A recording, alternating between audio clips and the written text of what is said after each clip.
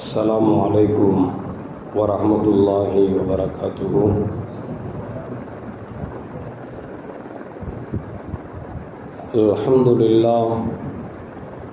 الحمد لله رب العالمين، والصلاة والسلام على أشرف المرسلين وعلى آله وأصحابه وأزواجه وذرياته وأهل بيته أجمعين. أما بعد، فقد قال الله تعالى في القرآن العظيم وفي الفرقان المجيد: أعوذ بالله من الشيطان الرجيم، بفضل بسم الله الرحمن الرحيم، وأقيموا الصلاة وآتوا الزكاة وما تقدموا لأنفسكم من خير تجدوه عند الله إن الله بما تعملون بصير. صدق الله العلي العظيم. قال نبينا محمد رسول الله صلى الله عليه وسلم: بني الإسلام على خمس: شهادة أن لا إله إلا الله وأن محمدا رسول الله، وإقام الصلاة وإيتاء الزكاة وصوم رمضان وحج البيت، أو كما قال عليه الصلاة والسلام. رضينا بالله ربا وبالإسلام دينا وبمحمد صلى الله عليه وسلم نبيا ورسولا. يا سيدي يا رسول الله، خذ بيدي قلت حيلتي، أدركني يا شفيع المذنبين.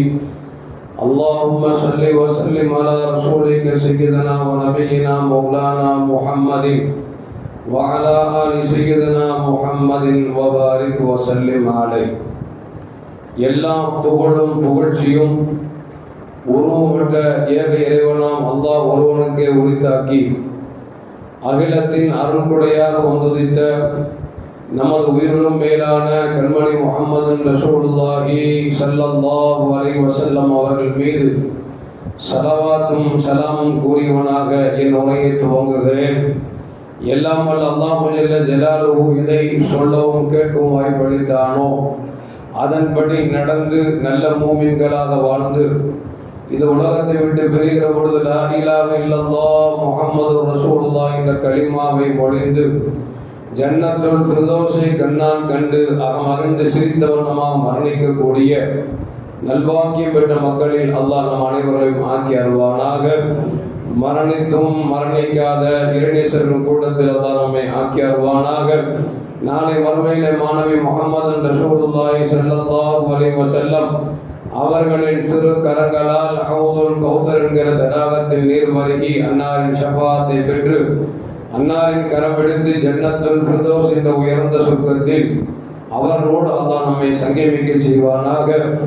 எல்லாவற்றுக்கும் மேலாக இறை அன்பை பெற்று இறைவனை பார்த்து பரவசம் அடையக்கூடிய அவனுடைய லிக்காவையும் ரிதாவையும் பெற்ற மக்களில் அல்லாஹ் நம் அனைவரையும் ஆக்கி அருள்வானாக.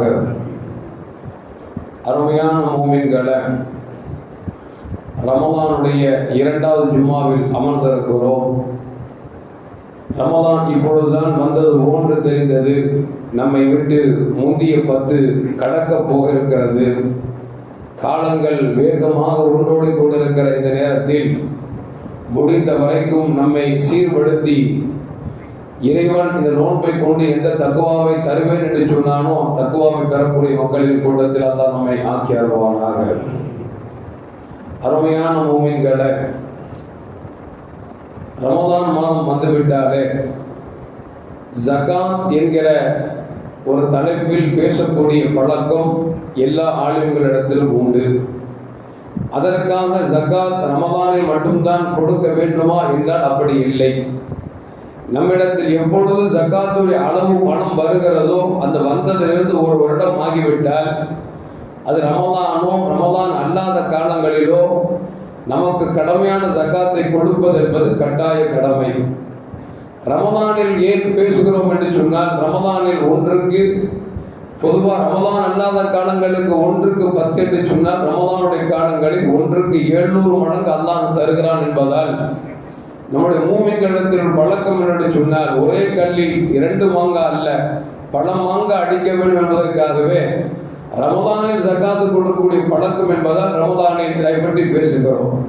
அல்லாஹு ஜல்ல ஜலாலுஹு ஜகாத்து கொடுக்கக்கூடிய அளவிற்கு அல்லாஹ் பொருளாதாரத்தை நமக்கு தந்தருவானாக. கொடுக்கப்பட்ட பொருளாதாரத்திலிருந்து அல்லாஹ்வுக்காக ஜகாத்தை கொடுக்கக்கூடிய நல்ல மூமின்களின் கூட்டத்தில் அல்லாஹ் நம்மை ஆக்கி அருள்வானாக. அருமையான மூமின்களை, நான் மேலே ஓதிய வசனத்தில் அல்லாஹ் சொல்லுகிறான், அகீமுஸ் ஸலாம் வ ஆத்துஸ் ஸகாத். ஒரு மனிதன் முஸ்லிமாகிவிட்டால் முதல் கடமை இறைவனை வணங்க வேண்டும். இறைவனை வணங்கிவிட்டார் என்று சொன்னால் இரண்டாவது கடமை ஜகாத்தை கொடுக்க வேண்டும். இந்த ஜகாத்தை கொடுக்க வேண்டும் என்கிற செய்தியை அல்லாஹ் ஜல்ல ஜலாலுஹு கிட்டத்தட்ட 32 இடங்களில் குர்ஆனில் நமக்கு திரும்ப திரும்ப சொல்லி தருகிறார். ஒரு ஆள் ஒரு செய்தியை ஒரு டீம் சொன்னாரு, 2ஆம் டீம் சொன்னாரு, 3ஆம் டீம் சொன்னாருன்னு சொல்லுவோம். எப்பா திரும்ப திரும்ப எதுக்குப்பா சொல்ற அப்படின்னு கேட்போமா இல்லையா? ஆனா அல்லாஹ் பாருங்களேன், 3 தடவை அல்ல 32 தடவை குர்ஆன்ல சொல்றான். அதிலும் குறிப்பாக தொழுகுங்கள், ஜகாத்தை கொடுங்கள் என்று இணைத்து சொல்லக்கூடிய இந்த வார்த்தை கிட்டத்தட்ட 28 இடங்களில் அல்லாஹ் ஜல்ல ஜலாலுஹு பிரசுரிக்கிறான் என்று சொன்னால், தொழுகை எப்படி கட்டாய கடமையோ ஜகாத்தும் நம் மீது கட்டாய கடமை என்பதை அல்லாஹு தஆலா திரும்ப திரும்ப சொல்லி காட்டுகிறான். அது மட்டுமல்ல, இஸ்லாம் என்கிற இந்த கோட்டையே 5 தூண்கள் மீது நிறுத்தப்பட்டது என்றார்கள் கண்மணி முஹம்மது ரசூலுல்லாஹி ஸல்லல்லாஹு அலைஹி வஸல்லம். இந்த ஹதீஸை இப்னு உமர் ரலியல்லாஹு தஆலா அறிவிக்கிறார்கள், புனியல் இஸ்லாம் அலா ஹம்ஸின். இஸ்லாம் என்கிற கோட்டை 5 தூண்கள் மீது அமைக்கப்பட்டிருக்கிறது. ஒன்று ஷஹாதத்து அல்லா இலாஹ இல்லல்லாஹ் வ அன்ன முஹம்மதன் அப்துஹு வ ரசூலுஹு. அல்லாஹ் ஏக இறைவனா அல்லாஹ் ஒருவன் என்று சாட்சி சொல்வது, முஹம்மது ஸல்லல்லாஹு அலைஹி வஸல்லம் அல்லாஹ்வின் தூதராக இருக்கிறார் என்று சாட்சி சொல்வது. இது ஒன்று. இரண்டாவது தொழுகையை நிறைவேற்றுவது. மூன்றாவது ஜகாத்தை கொடுப்பது. நான்காவது ஃபர்தான நோன்பை ரமலான் மாதங்களில் நோன்பு நோட்பது. ஐந்தாவது ஹஜ் என்று கண்மணி முஹம்மது ரசூலுல்லாஹி ஸல்லல்லாஹு அலைஹி வஸல்லம் சொல்றாங்க. இப்ப இஸ்லாம் என்கிற கோட்டை நிறுத்தப்பட்ட 3வது தூண்கள் முக்கியமான தூணு ஜகாத் அப்படிங்கிறத கண்மணி முஹம்மது ரசூலுல்லாஹி ஸல்லல்லாஹு அலைஹி வஸல்லம் சொல்றாங்க. ஜகாத் அப்படின்னா என்ன அர்த்தம் அப்படின்னா, அகராதியை பொறுத்த வரைக்கும் வளர்த்தல் என்கிற அர்த்தத்தை கொடுக்கிறது. நாம் ஒன்றை கொடுத்தா அது நிறைய தரும். எப்படி ஒரு நெல்லை வித்திட்டோம் என்று சொன்னால் அது பல கதிர்களாக, ஒவ்வொரு கதிர்களும் பல முத்துக்களை தருகிறதோ, அதுபோன்று ஜகாத் என்கிற இந்த தான தர்மத்தை கொடுக்குகிற பொழுது, ஏழை வரியை கொடுக்குகிற போது அல்லாஹ் அதை வளர்த்து தருவேன் என்று என்கிற அதன் விதத்தில் இதற்கு பெயரே ஜகாத் என்று சூட்டப்பட்டிருக்கிறது. அது மட்டுமல்ல அருமையான மூமின்களே, இதற்கு இன்னொரு பேரும் உண்டு, சுத்தப்படுத்துதல் என்கிற பேரும் உண்டு. ஏனென்று சொன்னால் ஒவ்வொரு பொருட்களிலும் அசூசிகள் சேர்ந்து தான் வரும். அந்த அசூசியை கலைந்தால் தான் நம்முடைய மீதம் இருக்கக்கூடிய பொருள் அது சுத்தமாகும். எனவே செல்வந்தர்களுக்கு பணம் இருக்குகிற பொழுது அவர்களுக்கு அசூசியாக இருக்கக்கூடிய ஜகாத்தை நாம் கொடுக்க வேண்டும் என்பதையும் இந்த பெயர் நமக்கு சுட்டி காட்டுகிறது. அது மட்டுமல்ல அருமையான மூமின்களே, ஜகாத் என்கிற இந்த செயல்பாடு கடமை என்பது ஹிஜ்ரி 2ஆம் ஆண்டு கடமையாக்கப்பட்டது என்பதை மார்க்கம் நமக்கு சொல்லி காட்டுகிறது. இப்படி பார்க்கிற பொழுது ஜகாத் என்பதை இஸ்லாம் எந்த அளவுக்கு வலியுறுத்தி காட்டுகிறது என்பதை நம்மால் விளங்க முடிகிறது. இப்போ ஜகாத் அப்படின்னு சொன்னா என்ன இருந்தால் நமக்கு எவ்வளவு ஜகாத் கொடுக்கணும்? உதாரணத்துக்கு எடுத்துக்கிட்டீங்க அப்படின்னா 87.5 கிராம் தங்க நகை இருந்தது என்று சொன்னால் அதிலே நாம் அதை 2.5% நாம் அவர்களுக்கு ஜகாத்து கொடுக்க வேண்டும். வெள்ளியாக இருந்தால் 612 கிராம் வெள்ளி இருந்தது என்று சொன்னால் அதில் 2.5% நாம் என்ன செய்யணும்? ஜகாத்து கொடுக்கணும். இன்னைக்கு வெள்ளி நிலைமை பார்த்தீங்க அப்படின்னா 612 கிராம் வெள்ளி எடுத்து கொண்டு போன சொன்னால் 1,80,000 இன்னைக்குள்ள ரேட் ஆகுது. அதனால ஜகாத்துடைய அளவு யாரிடத்தில் 1,80,000 ரூபாய் இருக்கிறதோ அது ஒரு வருடம் அவரிடத்தில் இருந்தது என்று சொன்னால் ஜகாத்து கொடுப்பது கட்டாய கடமை என்பதை நாம் விளங்கிக் கொள்ள வேண்டும். அதே போன்று வியாபார ஜாமான்களாக இருந்தாலும் வியாபார பொருட்களாக இருந்தாலும் அந்த பொருட்கள் நம்மிடத்தில் 1,80,000 அளவிற்கு பொருள் இருந்தால் அந்த பொருளுக்கும் ஜகாத்து கொடுக்க வேண்டும் என்பதை மார்க்கம் தெளிவாக சொல்லி காட்டுகிறது. அருமையான மூமின்களே, இந்த விஷயத்தில் பார்க்கிற பொழுது அல்லாஹ் ஜகாத்தை கடமையாக்கினேன் என்று சொன்ன ரப்புல் ஆலமீன் ஜகாத்தை கொடுங்கள் என்று சொல்லவில்லை. அல்லாஹ் எப்படி சொல்கிறான்?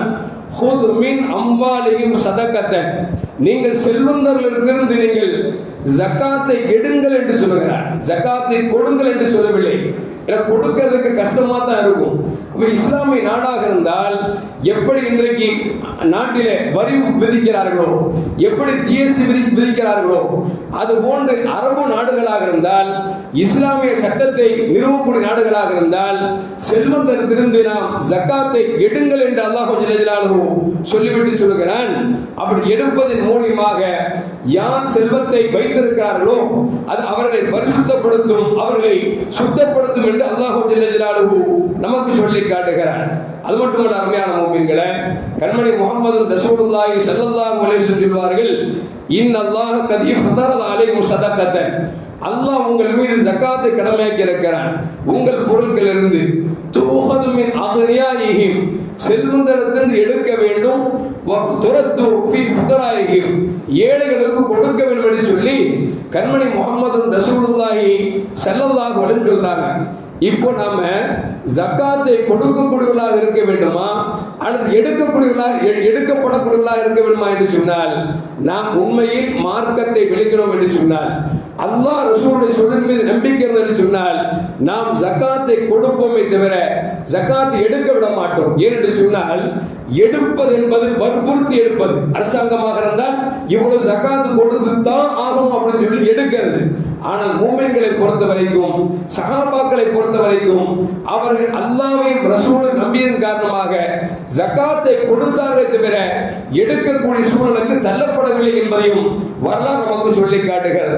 அருமையான மூமின்களே, இப்படி பார்க்கிற பொழுது அல்லாஹ் ஜல்ல ஜலாலுஹு சொல்லுகிறான், நான் கொடுத்த பொருட்களிலிருந்து நீங்கள் ஜக்காத்தை கொடுங்கள் என்று நமக்கு சொல்லுகிறான். சொல்லி ஒரு இடத்து சொல்வான், யஹ்ஸபன்னல்லதீன யபகலூன பிமா ஆதாஹுமுல்லாஹ் மின் ஃபதலி ஹுவ கைரல் லஹும் பல் ஹுவ ஷர்ருல் லஹும். அல்லாஹ் சொல்றான், நான் கொடுத்ததிலிருந்து அவர்கள் ஜக்காத்தை கொடுப்பதற்கு அவர்கள் கஞ்சத்தனம் செய்கிறார்களா, அவர்கள் எது கொடுத்தால் அது தீயது நினைத்தால் உண்மைது அவர் தீயது அல்ல, கொடுப்பதன் மூலியமாகத்தான் அவர்களுக்கு நல்லது கிடைக்கும் என்று அல்லாஹ் ஜல்ல ஜலாலுஹு சொல்லிவிட்டு சொல்கிறான். ஒருவேளை நான் கொடுத்த பொருளாதாரத்திலிருந்து ஜக்காத்தின் அளவு இருந்து ஜக்காத் கொடுக்கப்படவில்லை என்று சொன்னால், அவன் சேகரித்த பொருட்களே நாளை மறுமையில் அவனுக்கு எதிராக வரும். எந்த அளவுக்கு என்று சொன்னால், அல்லாஹ் சொல்கிறான், சயுதப்பகூன மா பஹலு பிஹி யௌமல் கியாமா, அவன் சேகரித்த பொருட்களை எல்லாம் அல்லாஹ் ஜல்ல ஜலாலுஹு ஒட்டுமொத்தமாக அவன் கழுத்தில் தொங்க போடுவான் என்று அல்லாஹ் ஜல்ல ஜலாலுஹு சொல்லி காட்டுகிறான். நல்லா யோசிச்சு பார்க்கணும். நம்மகிட்ட பொருளாதாரம் ஒரு 10 கோடி ரூபாய் இருக்கு, இல்ல ஒரு 1000 கோடி ரூபாய் இருக்கு. அந்த 1000 கோடி காசை வச்சிருப்போமா? இல்ல. என்ன செஞ்சிருப்போம்? இடங்களாக ஏதாவது நாம் பயனுள்ளதாக வைத்திருப்போம். இதையெல்லாம் அல்லாஹ் ஜல்ல ஜலாலுஹு நாளை மறுமையிலே உங்கள் கழுத்தில் தொங்க போட்டால் மனுஷன் என்ன நிலைக்கு ஆமா அப்படிங்கிறத கொஞ்சம் யோசிச்சு பார்க்கணும். சொல்லிட்டு அல்லாஹ் சொல்றான், வலில்லாஹி மீராசு ஸமாவாதி வல் அர்த் வல்லாஹு பிமா தஅமலுன் கபீர். இந்த வானம், வானத்திற்குள்ளவே பூமி இரண்டுக்கும் மத்தியில் அனைத்திற்கும் சொந்தக்காரன் அல்லாஹ் தான் என்று அல்லாஹ் ஜல்ல ஜலாலுஹு சொல்லி காட்டுகிறான் என்று சொன்னால், நாம் சம்பாதித்த பொருட்கள் தான் அல்லாஹ் நாம் சம்பாதித்த பொருட்களில் அவன் தான் கொடுத்தான். அவன் கேட்கிற பொழுது கொடுக்கவில்லை என்று சொன்னால் அந்த பொருள் நாளை மறுமையில் நமக்கு எதிராக வரும் என்பதை நபிகள் நாயகம் ஸல்லல்லாஹு அலைஹி வஸல்லம் நமக்கு சொல்லி தருகிறார்கள். அருமையான மூமின்களே, இமாம் ஹசன் பஸ்ரி ரஹ்மத்துல்லாஹி சொல்வாங்க, ஹஸ்ஸினு அம்வாலக்கும் பிஸ்ஸகா, நீங்கள் ஜகாத்தை கொடுப்பதை கொண்டு பொருட்களை பாதுகாத்துக் கொள்ளுங்கள் என்று சொன்னார்கள். வதாவு மர்தாக்கும் பிஸ்ஸதகா, சாதாரண தான தர்மங்களை கொண்டு உங்களுக்கு வர இருக்கிற நோய் நொடிகளை விட்டு நீங்கள் அல்லாஹ்விடத்தில் பாதுகாப்பு தேடிக் கொள்ளுங்கள் என்பதை நமக்கு நபிகள் நாயகம் ஸல்லல்லாஹு அலைஹி வஸல்லம் சொன்ன ஹதீஸை இமாம் ஹசன் பஸ்ரி ரஹ்மத்துல்லாஹி அலைஹி நமக்கு சொல்லி காட்டுகிறார்கள்.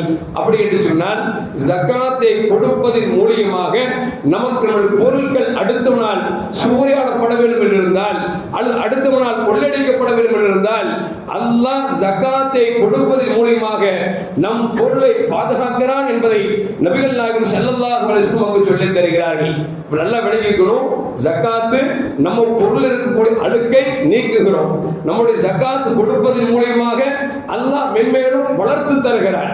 ஜகாத் கொடுப்பதன் மூலியமாக அல்லாஹ் நம்முடைய பொருளை பாதுகாக்கிறான் என்றெல்லாம் நபிகள் நாயகம் ஸல்லல்லாஹு அலைஹி வஸல்லம் சொல்லி சொன்னது மட்டுமல்ல, இன்னொரு ஹதீஸ் சொல்லுவாங்க, அஸ்-ஸஹிய்யு கரீமும் மினல்லாஹ் வ கரீமும் மினன் நாஸ் கரீமும் மினன் நாஸ் வ கரீமும் மினல் ஜன்னah.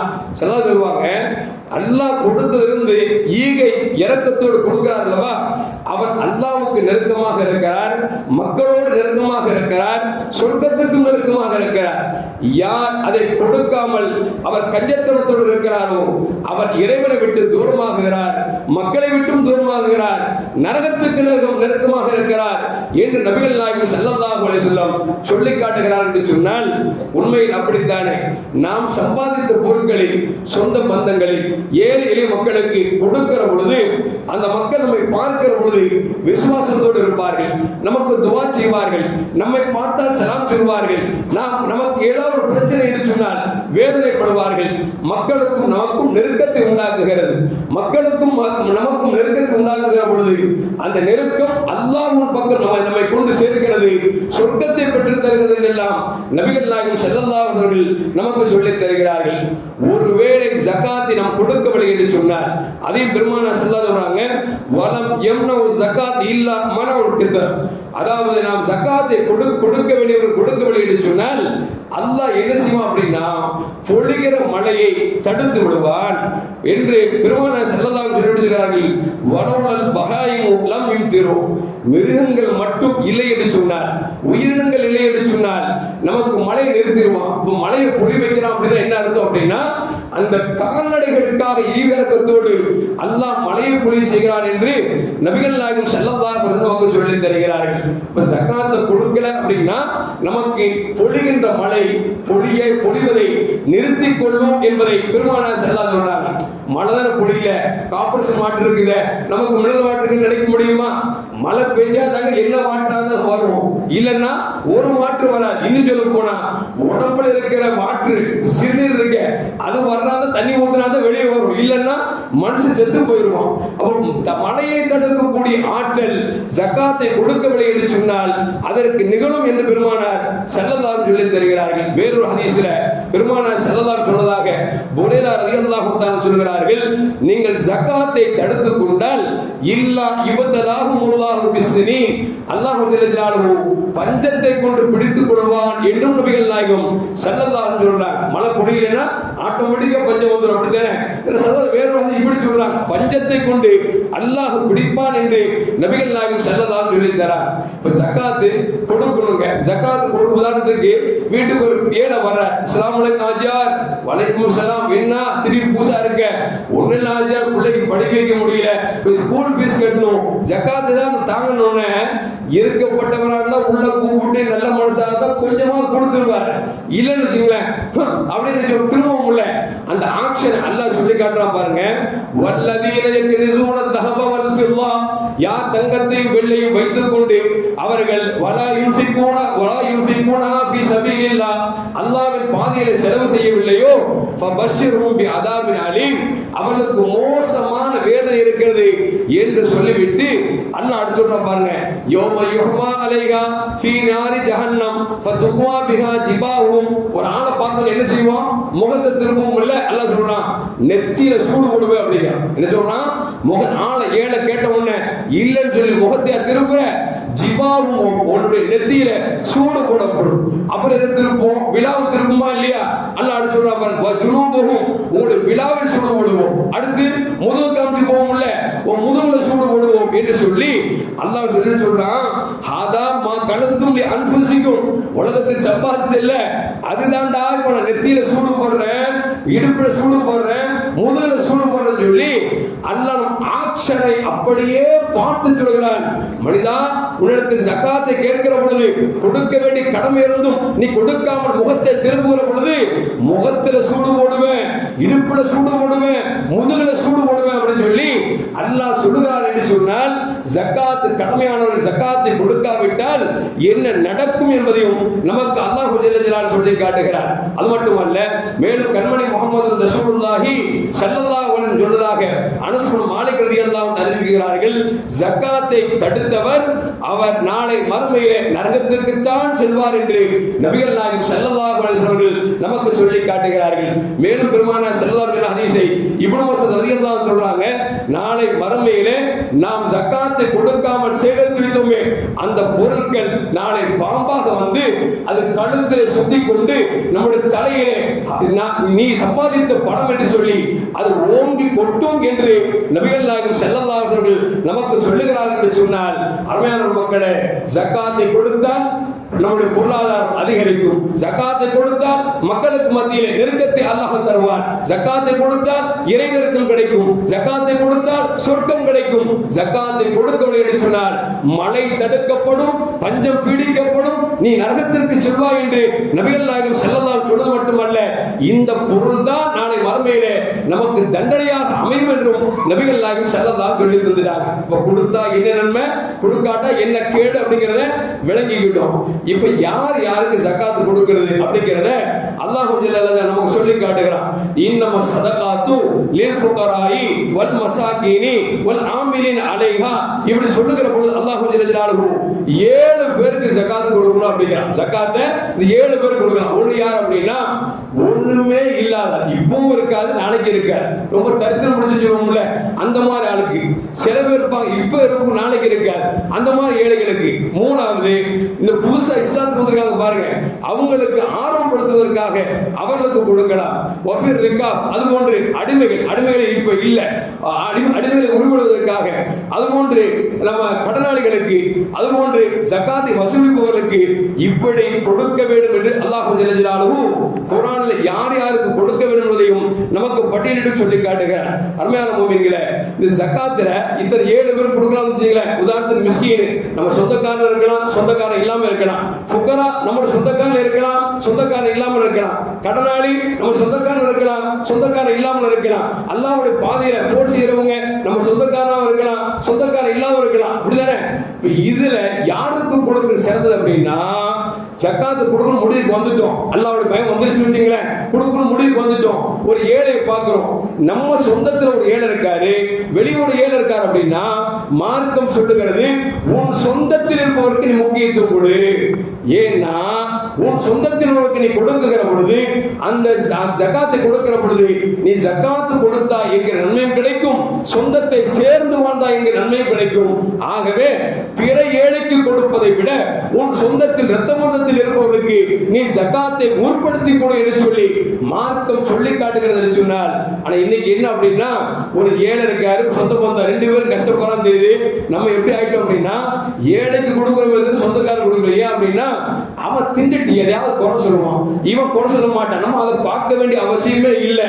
மார்க்கம் சொல்லுது 2 வேணுமா 1 வேணுமா, மிஸ்கினுக்கு கொடுத்தா 1, ஒரு சொந்தக்கார மிஸ்கின் கொடுத்தா 2, நீ 2 வேணுமா 1 வேணுமா பார்க்கணும் தவிர அவன் திண்டு போட்டு குறை சொல்றான், நன்றி கெட்டத்தனமா நடக்கிறான் அப்படின்னு பார்க்க கூடாது. ஏன்னா ரத்த பந்தம்னா உரிமையோட சண்டை போடுவாங்க, குறை சொல்லதான் செய்வான். அவன் பேர ரத்த பந்தம் இல்லைன்னு வச்சுங்களேன், கொடுத்தது வாங்கி திருட்டு போயிடுவான். அதனால நாம என்ன நினைக்க கூடாதுன்னா, சொந்த பந்தம் கொடுத்தா அவனை ஏசுவான், திட்டுவான், குறை சொல்ல கூடாது. ஏன்? உங்க மேல இருக்கக்கூடிய பாசங்க, உங்க மேல இருக்கக்கூடிய உரிமை எடுத்துக்கொண்டு அவர் பேசுகிறானே தவிர அதை பெரிதாக நினைத்துக் கொண்டு சொந்தம் கஷ்டப்படுகிற பொழுது அந்நிய ஏழைக்கு கொடுப்பது என்பது உகந்தது அல்ல என்பதை மார்க்கம் நமக்கு சொல்லி காட்டுகிறது. அருமையான மூமின்களே, நபிகள் நாயகம் ஸல்லல்லாஹு அலைஹி வஸல்லம் ஒரு தோழர் வந்தார். ஜாஹிர் நபி ஸல்லல்லாஹு அலைஹி வஸல்லம் ஃபகால யா ரசூலல்லாஹ் இன்னி தூமாலி கதீர், நான் மிகப்பெரிய பணக்காரனா இருக்கிறேன், எனக்கு மிகப்பெரிய சொந்தங்கள் இருக்கிறது. ஃபஅഖபிரனி கைஃப அஸ்னவு வ கைஃப அன்பிகு, நான் காசு பணத்தை எப்படி செலவழிக்கிறது என்று நபிகள் நாயகம் ஸல்லல்லாஹு அலைஹி வஸல்லம் கேட்ட பொழுது நபிகள் நாயகம் ஸல்லல்லாஹு அலைஹி வஸல்லம், நீ உன் சொந்த ஏழைகளுக்கு கொடு, அது உன் பக்கம் சொந்தத்தை நெருக்கி வைக்கும், அதுதான் சாலச்சிறந்தது என்று நபிகள் நாயகம் ஸல்லல்லாஹு அலைஹி வஸல்லம் சொன்னார்கள் என்கிற செய்தியும் அனஸ் ரலியல்லாஹு தஆலா சொல்கிறார்கள் என்று சொன்னார். அருமையான மக்களே, இந்த 7 பேருக்கு கொடுக்கணும். இந்த 7 பேர்ல சொந்தமாக இருந்தால் அவர்களுக்கு தான் முக்கியத்துவம் கொடுக்க வேண்டும் என்பதையும் மார்க்கம் சொல்லி காட்டுகிறது. அருமையான மக்களே, இந்த ஜகாத் கொடுக்கணும் வந்துட்டோம். இப்ப நான் பணக்காரன் அப்படின்னு வச்சுக்கீங்களேன், இப்ப என்னோட புள்ள ஏழையா இருக்கிறான், நான் கொடுக்கலாமா அப்படின்னா என் பிள்ளைக்கு நான் ஜகாத் கொடுக்க கூடாது. அது என் பேர கஷ்டப்படுறான், கொடுக்கலாமான்னு கொடுக்க கூடாது. ஏன்னா இப்ப நான் இருக்கிறேன், என் மகன், என் பேரன், கொள்ளு பேரன், இப்படி கீழே எத்தனை பேர் போனாலும் சரி அவங்களுக்கு ஜகாத்து கொடுத்தா ஜகாத்து கூடாது. ஏன் தெரியுமாங்க? அவங்களுக்கு பார்க்கறது என்னது கடமை. இப்போ நான் பணக்காரனா இருக்கேன், என் பிள்ளை ஏழா இருக்கேன்னு வச்சுங்களேன், நான் பார்க்கறது தார்மீக கடமை இல்லைன்னா என் சொத்துல ஒரு பங்கு இருக்கு, அதையாவது கொடுத்து ஆகணும். அதனால என் பிள்ளைகளுக்கு பின்னால் அப்படி யாருக்கும் கொடுக்க கூடாது, என் தந்தைக்கும் கொடுக்க கூடாது, என் வாப்பாவுடைய வாப்பா இப்படி போய் கொடுக்க கூடாது. அது என் தாயாருக்கு தாயார் அப்படியே கொடுக்க கூடாது. விளங்குறீங்களா? அப்ப ஜக்காத்தை யாருக்கு கொடுக்கலாம் அப்படின்னா, என்னை பெற்றெடுத்து யாருக்கு கொடுக்க கூடாது என்றால், என்னை பெற்றெடுத்த தாய் தந்தையர், அவர்களை பெற்றெடுத்த தாய் தந்தையர் இப்படி மேலேயும் போக கூடாது, நாம் பெற்றெடுத்த பிள்ளைகள், பிள்ளைகள் பெற்றெடுத்த பிள்ளைகள் அப்படி கீழே போக கூடாது. என் சகோதரன் சகோதரி, சகோதரன் பிள்ளை, சகோதரி பிள்ளை, இந்த விதத்தில் யாருக்கு வேண்டாலும் ஜக்காத்தை கொடுத்துக் கொள்ளலாம் அப்படிங்கிறதையும் மார்க்கம் தெளிவாக சொல்லி காட்டுகிறது. இன்னைக்கு என்ன போச்சுன்னா, ஜக்காத்து கொடுக்கறாங்க ஒண்ணே, ஜக்காத்து யாருக்கு கடமை இருக்கு அவன் நினைக்கிறான். ஏழை கூட வாங்குறதுக்கு கூச்சப்படுறான், ஆனா இருக்கப்பட நினைச்சான் வந்து நிக்கிறான். ரசூலுல்லாஹ் சொல்றாங்க, இப்படி ஜக்காத்தை கொடுப்பதற்கு தகுதி இருந்தும் நம் பொருளாதாரத்தை இன்னும் கொஞ்சம் வளர்த்துக் கொள்ளலாமே, அந்த ஹாஜியார் 10,000 தராரு, இந்த ஹாஜியார் 5,000 தராரு, அங்க அப்படி தரான்னு சொல்லி போய் நின்று வாங்கினா என்ன கிடைக்கும் அப்படின்னா, நாளை மறுமையிலே முகத்தில் சதை இல்லாமல் எழுப்பப்படுவான் என்றார்கள் நபிகள் நாயகம் ஸல்லல்லாஹு அலைஹி வஸல்லம். ஒண்ணு இல்ல, நல்ல புசு முகம் இருந்தது, திடீர்னு கொஞ்சம் சுகர்ல முகந்துச்சு வந்துச்சு வச்சுங்க, என்ன கேட்போம், என்ன எப்படி ஆகிட்ட, என்னாச்சு கேட்போமா இல்லையா? என்ன காரணம்? முகம் இருந்த செல்சிலிப்பு இல்லை என்று சொன்னார். அது வருத்தத்தை தருகிறது, ஏதோ நோய் இருக்குமோ அப்படின்னு. அதுல நாளைக்கு மறுமையில வெறும் எலும்போடு வருவான் என்று சொன்னார். அது எவ்வளவு மோசமான யோசிச்சுவாங்க. அப்போ ஜக்காத்து யாருக்கு தகுதி இருக்கிறதோ அவங்க தான் வாங்கணுமே தவிர, தகுதி இல்லாத வாங்கினால் அது ஆபத்தை குறிக்கும் என்று நபிகள் நாயகம் ஸல்லல்லாஹு அலைஹி சொல்லி தந்தாங்க. அது மட்டுமல்ல, அருமையான முஃமின்களே, மேலும் பெருமானா சொல்றாங்க, ஒருவேளை ஜக்காத்து கொடுக்க தகுதி இருந்தும் ஜக்காத்தை வாங்கினார் என்று சொன்னால் அவர் ஜக்காத்தை வாங்கல, நரக நெருப்பை மடியில் அள்ளிக் கொள்கிறார் என்றார்கள் நபிகள் நாயகம் ஸல்லல்லாஹு அலைஹி வஸல்லம். அப்படி என்று சொன்னால் நல்ல யோசிச்சு பார்க்கணும் அருமையான முஃமின்களே.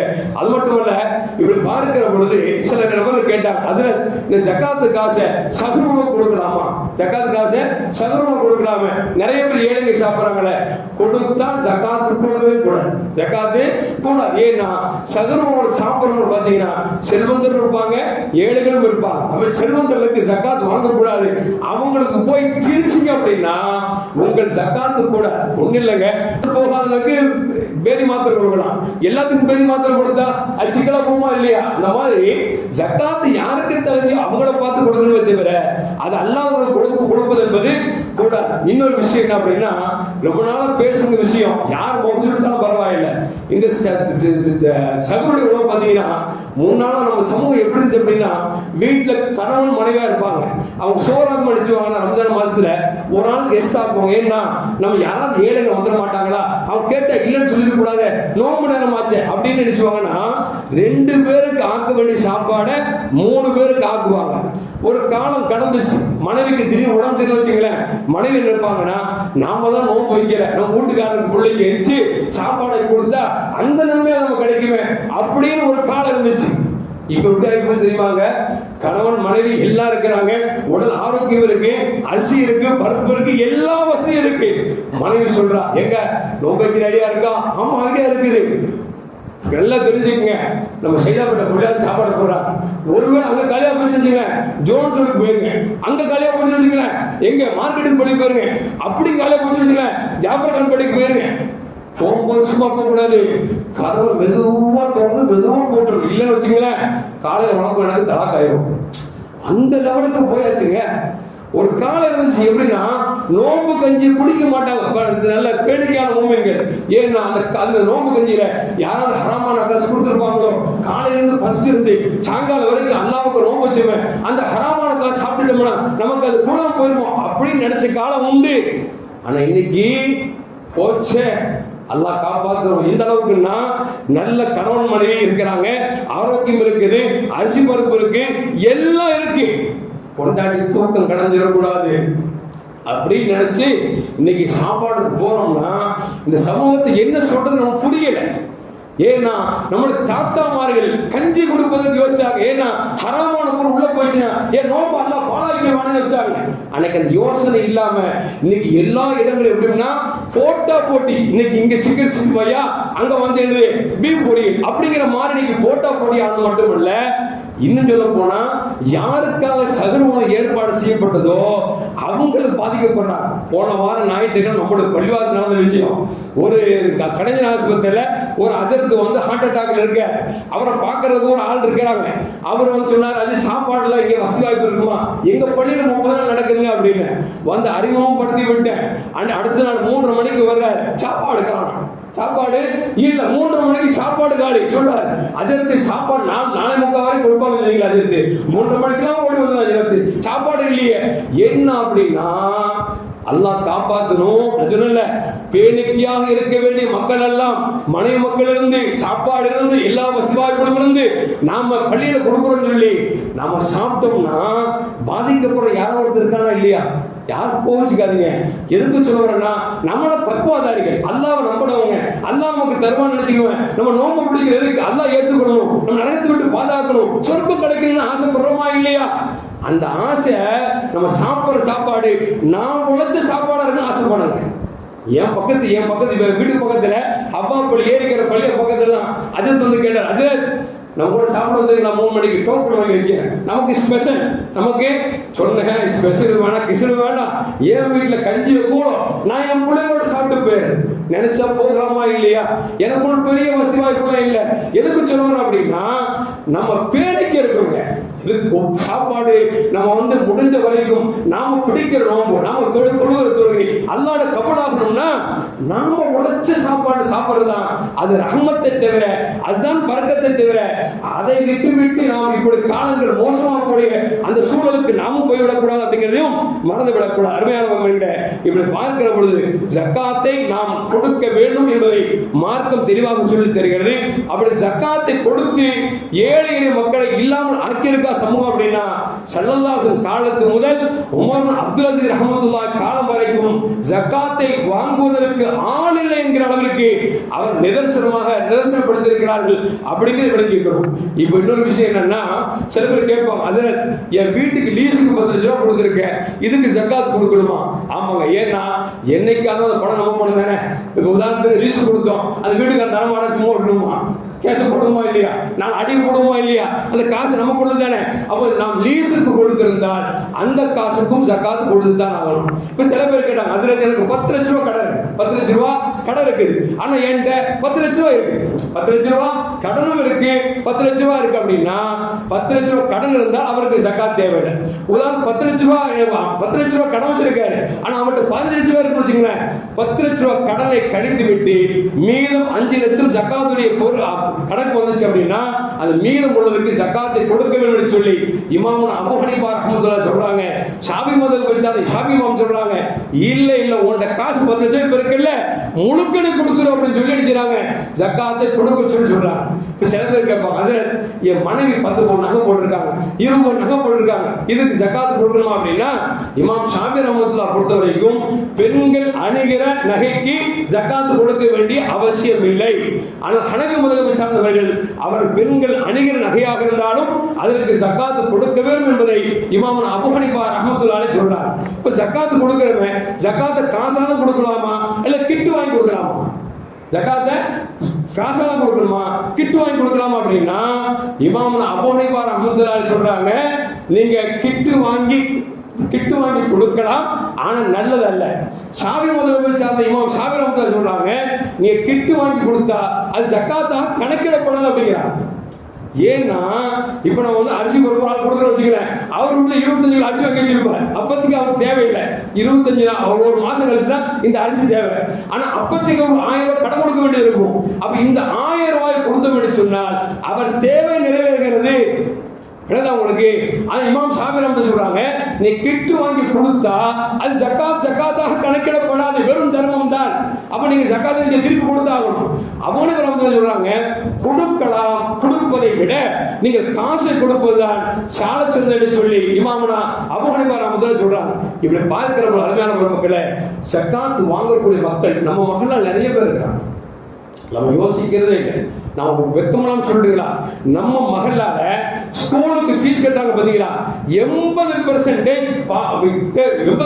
பேரு கடனை வாங்கி தான் ஸ்கூல் ஃபீஸ் கட்டுறாங்க தவிர யாரும் சொந்தமாக இருக்கும் காசை கொடுப்பதா எனக்கு தெரியவில்லை. என்ற வர்றதை பார்த்தா அதிலிருந்து ஒரு ஆள் ஆட்டோக்கார் வந்த அதுல ஸ்கூல் ஃபீஸ் கட்டினது ரொம்ப நாள் ஆச்சு, கட்ட முடியல, ஸ்கூல்ல வெளியே நிப்பாட்டிட்டாங்க, எங்கேயாவது 15,000 ரூபாய் கிடைக்குமா, அது எனக்கு ஹெல்ப் பண்ணுங்க அப்படிங்கிற.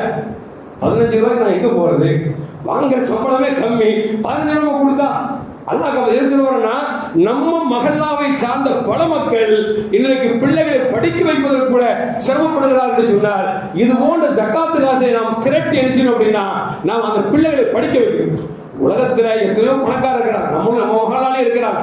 நம்ம மகளால எத்தனை ஐஏஎஸ் உருவாக்கி இருக்கிறோம், எத்தனை ஐபிஎஸ் உருவாக்கி இருக்கிறோம், எத்தனை வக்கீல் உருவாக்கி இருக்கிறோம், எத்தனை பேர் படிக்க வச்சிருக்கிறோம், சொல்ல முடியுமா? இல்லையே. ஏன்? கொடுக்கறதுக்கு மனசு இல்லை.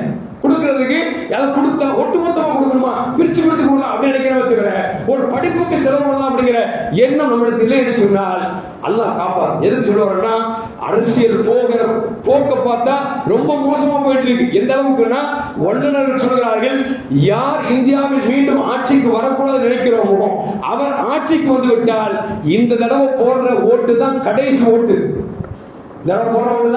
கடைசி ஓட்டு, அடுத்து ஓட்டு முடியாது, போட முடியாது. ஏன்னா இன்னைக்கு பல கோடி பேர் இன்னைக்கு பேர் சரியில்லை, அது சரியில்லை, இது சரின்னு சொல்லி ஒதுக்கி வச்சுட்டான். விளங்குச்சுன்னா உங்களுக்கு? இன்னும் சொல்ல போனா பெரும் பெரும் அரசியல் தலைவர்கள் பல்லாண்டு காலம் முதல்வர் வாழ்ந்தாங்க, இன்னைக்கு எந்த கட்சி திட்டிட்டு இருந்தாலும் அந்த கட்சிகளை உள்ள போடுறான். என்ன காரணம்? தாம் சேகரித்த பொருட்களை பாதுகாக்க வேண்டும்.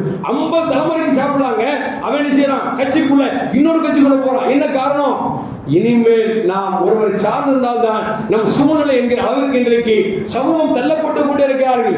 ஆனா எதை பத்தியும் கவலைப்படாம இஸ்லாமிய சமூகம் தான் உட்கார்ந்துட்டு இருக்கு. அவன் சொல்றான், நாங்க வந்தா பெண்களை புர்கா போட மாட்டேங்கிறான், ஹிஜாப் போட மாட்டேங்கிறான், அதை பண்ண மாட்டோம், இதை பண்ண மாட்டேங்கிறான். நம்ம இப்பவும் என்ன செஞ்சிருக்கோம்? யோசிச்சுட்டு இருப்பாங்க, யாருக்கு ஓட்டு போடலாம், அவருக்கு போடலாமா, இவருக்கு போடலாமா, உட்கார்ந்துட்டு இருக்கோம். நாம என்ன சொல்றோம்னா, எல்லா பயிரும் நமக்கு துரோகிகள் தான், எல்லா பயிரும் நமக்கு துரோகிகள் தான். ஆனா வித்தியாசம் இருக்கலாம், அவன் அதிகமான துரோகியா இருக்கலாம், கொஞ்சம் துரோகியா இருக்கலாம். நாம என்ன சொல்றோம்னா, அல்லாஹ் நமக்கு என்ன கட்டளையிட்டானோ அந்த கட்டளையை நாம் சரியாக நிறைவேற்றினோம் என்று சொன்னால் நம்ம எவன் வாசிக்க முடியாது. தொழுதோம்னா, ஜக்காத் கொடுத்தோம்னா, நோம்பு பிடிச்சோம்னா, ஹஜ் பண்ணோம்னா, சொந்தத்தை அரவணைச்சோம்னா, முஸ்லிம்களை பார்த்து நமக்கு போல அன்பை அதிகப்படுத்திக் கொண்டோம் என்று சொன்னால் நம்மளை ஒருத்தரும் செய்ய முடியாது. நம்ம நினைக்கிறோம்னா சொத்தா சேர்த்து நினைக்கிறோம். ஒரு நாள் அவன் பேண்ட் பண்ணிட்டான்னு வச்சுக்கிறேன், ஒண்ணுமே பண்ண முடியாது. நீங்க எத்தனை பேர் பேங்க் லாக்கை போறது தெரியுமா உங்களுக்கு? நம்ம இஸ்லாமியர்கள் எதுக்கு சொல்றோம்? என்ன வேணாலும் முடிவெடுப்பான். அப்படி ஒரு சூழலுக்கு இன்னைக்கு அரசியல் தள்ளப்பட்டு கொண்டிருக்கிறது. நாம அரசியலிலும் இல்ல, ஆன்மீகத்திலும் இல்ல, சேகரிச்ச சொத்து வந்து பாதுகாத்திருந்தோம்னா நாளைக்கு எவனாவது அபகரிச்சிருவான். அதான் ரசூல் சொன்னாங்க, ஜக்காத்தை கொடுங்கள், உங்கள் பொருள் பாதுகாக்கப்படும் சொன்னார்கள். எல்லாம் வல்ல அல்லாஹ் நிறைய பொருளாதாரத்தை நமக்கு தர வேண்டும், கொடுக்கிற மனதையும் கொடுக்க வேண்டும். ஏழை மக்களை பார்த்து ரகசியமாக அவரிடத்தில் கொண்டு ஒப்படைக்கக்கூடிய நல்ல மனப்போக்கத்தை அல்லாஹ் நந்தருவானாக. அஸ்ஸலாமு அலைக்கும் வரஹ்மத்துல்லாஹி வபரகாத்துஹு.